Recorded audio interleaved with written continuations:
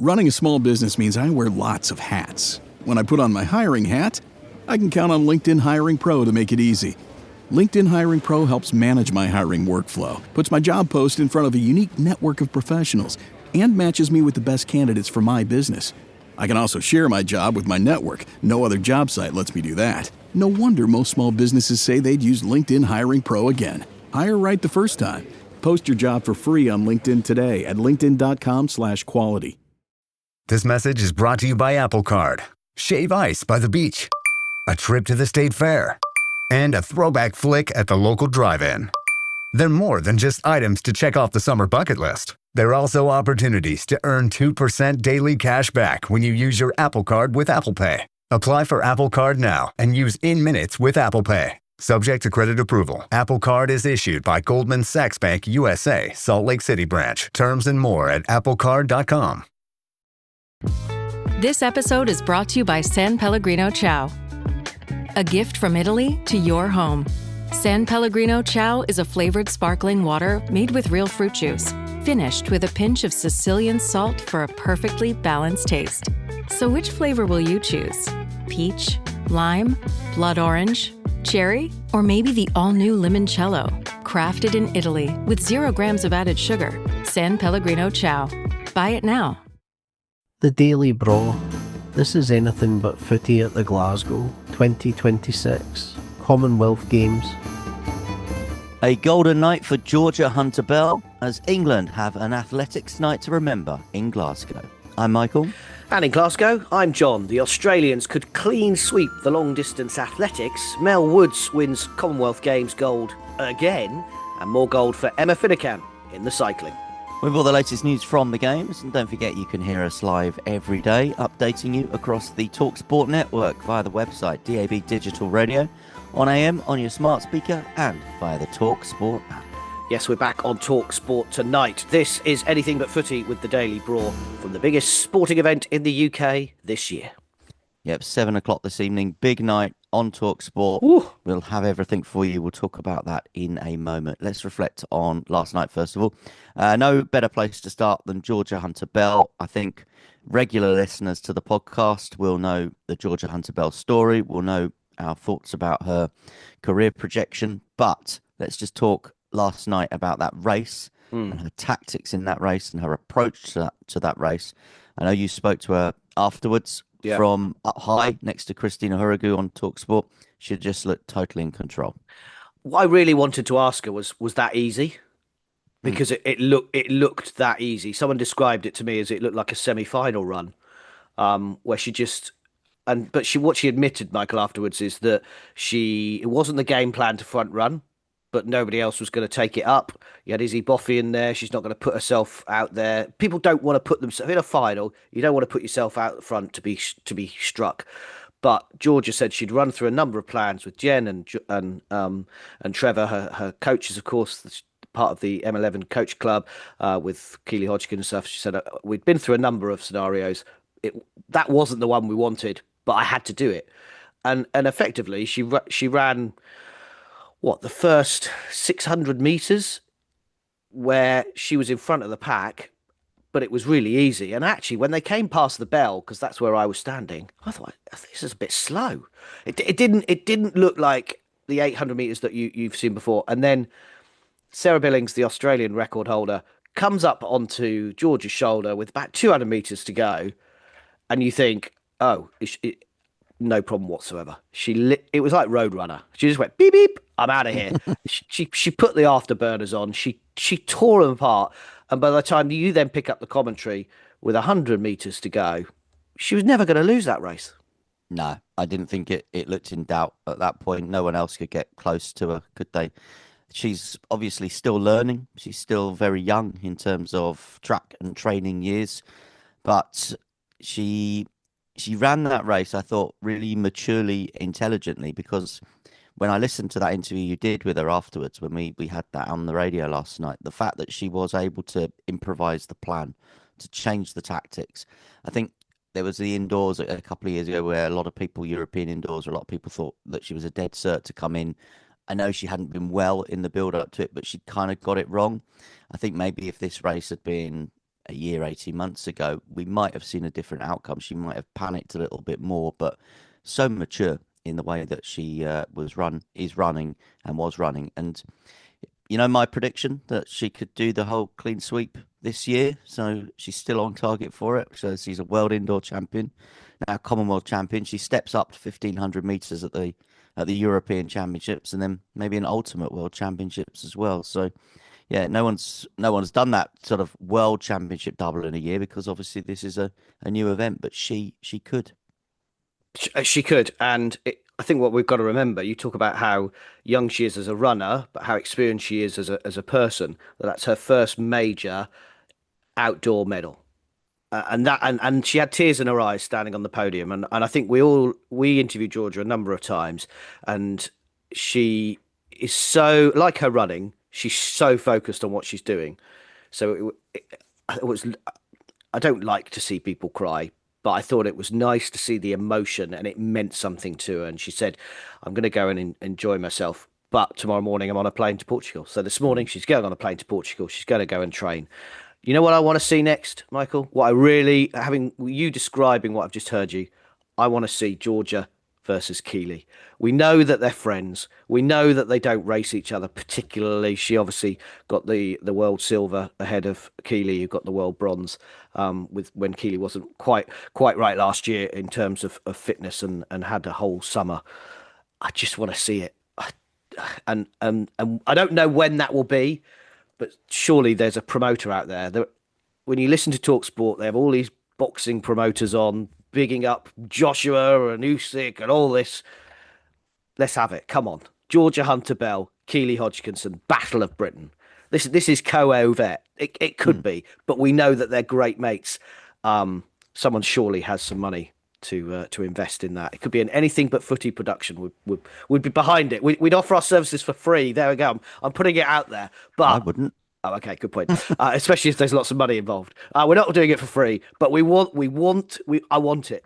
I just need to see, because I think that the way she ran that race, as you say, she's got that intelligence to deliver on the biggest scale.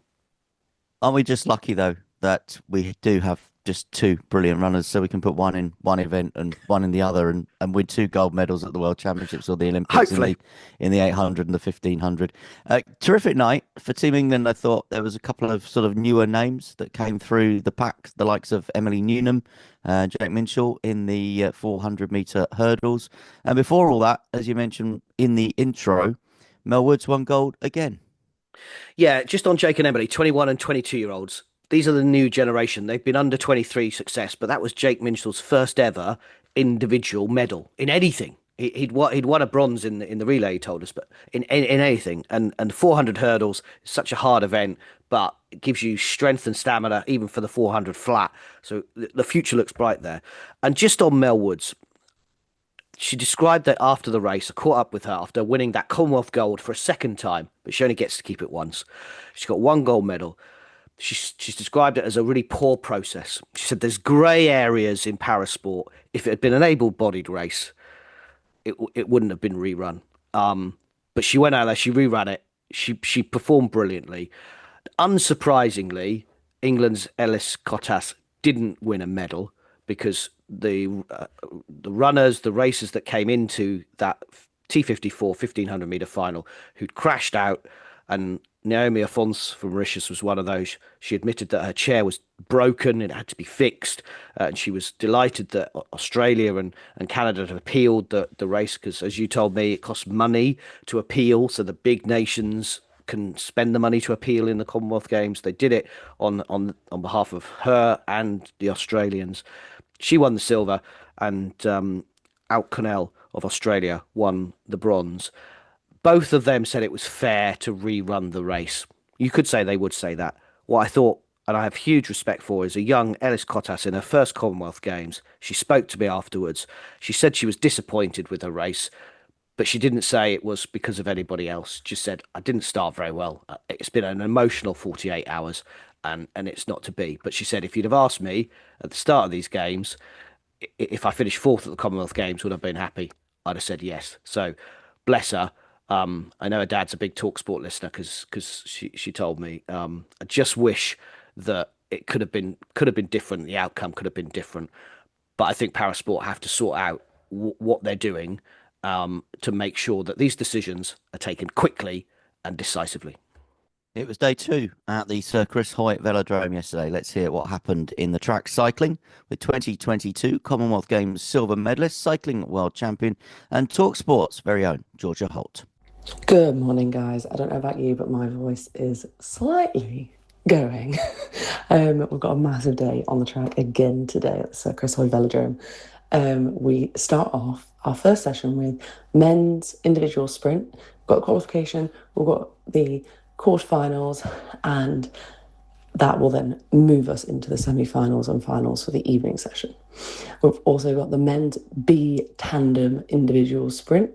So we'll be seeing the likes of Neil Facky and James Ball back on the track battling it out for gold today. So again, that starts with qualification and they'll go straight into semis and then finals in the afternoon. We've also got the men's scratch race and we've got women's points race. So lots of points and lots of prizes. So those will be some amazing races to see on our endurance side.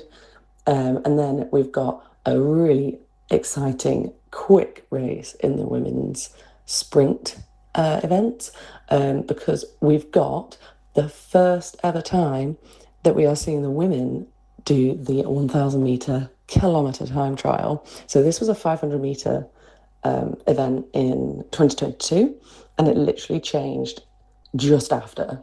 So, we're going to be seeing games records from the off in that event. So, exciting day. And I'll be bringing you all of the interviews and live reactions as soon as I can get hold of them because a lot of the sprinters, when they're doing their heats and everything, they do not want to speak. So I normally get them after the medals. So I'm really excited to, get those raw reactions again.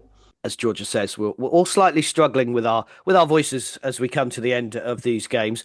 I mean, Michael, you're having to, what can you hear I mean, obviously you've got headphones on when you're broadcasting, so you can hear yourself, but the noise of the stadium must make you project your voice even more. Yeah, I was actually wondering about that today. As I woke up, I thought because it does get so noisy, especially when you've got someone like Georgia Hunter-Bell coming down that home straight, I do wonder, am I just shouting? Am I still in control of my voice here, or am I just yelling? And I probably am yelling a little bit because it is quite exciting. But yeah, I think that's what you're there for, isn't it? The big moments to try and get excitable. I think that's the brief, to try and to bring the excitement that you and I feel at the big track events. And I said this to Natalie Sawyer and Greg Rutherford last night on talkSPORT. I said, this is just such a great sport. It's so exciting. And we don't get to do enough of it on the radio, I don't think. That's a question for other people. So let's just enjoy it. Let's just bring all the excitement and the drama. And hopefully that's what we're doing. Just quickly before we look ahead to day 9, but it kind of links into it. Isaac Baycroft won the men's race walk last night. I'm not sure it was the greatest planning to have a race walk for 40 minutes at the start of a track session, but he told me, he's an Australian 19-year-old, that he's dreamed of being a Commonwealth champion all of his life, and he wanted to be part of this team because for the Aussies, the commies and the Olympics are the same thing. They're just as big, is what he said, and he went and delivered. But it looks like Australia could clean sweep the distance events. So Rose Davis has won the 10 and 5K double. Kai Robinson's won the 10K, as we know. We talked about earlier in an earlier episode. He's going in the 5,000 meters later, so he could do the double. Isaac won the race walk. He said the girls in the Australians this morning should sweep the board. So Australia, we talked about their domination in the pool. We feared it would come on the track. Could Cam Myers beat Josh Kerr tonight in the 1,500 metres, or the mile as it is, of course, the return from that since the first time since 1966? And could Jess Hull win the women's mile? I think that's one is more definite. But what do you think? Cam Myers against Josh Kerr? Well, having been in London and seen Josh Kerr at the Diamond League, if he's 90% of the way he was that weekend, I think Josh Kerr will win this race. But we talk about momentum in sport. The Australian team clearly have momentum. They'll want to finish this Commonwealth Games on a massive high, finish with a flourish. It's going to be a great battle. As I said to you before, I thought Georgia Hunter-Bell would win that race. A couple of people were like, Lillian Adira. Maybe we'll get, because obviously the Kenyans and the Ugandans haven't really performed here as you would like. And a couple of people said to me, yeah, but you'll get one. You'll get one. It might be Lillian Adira. It hasn't happened. I would still back Josh Kerr. I just think the guy is so focused on those two twin ambitions this year of winning this medal and winning that or breaking that world record, that I do think he'll just be in tip-top condition.